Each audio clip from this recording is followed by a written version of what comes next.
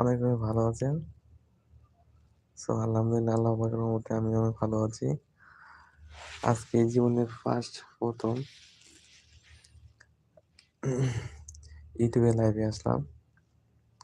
Current চলে গেছে। ভাবি যে লাইভ করে ফোনের টাচ কোন জায়গায় লাইভ করতেছে। তো লাইভটি কে কোথা থেকে দেখছেন? অবশ্যই আমাদের কমেন্টে জানাবেন।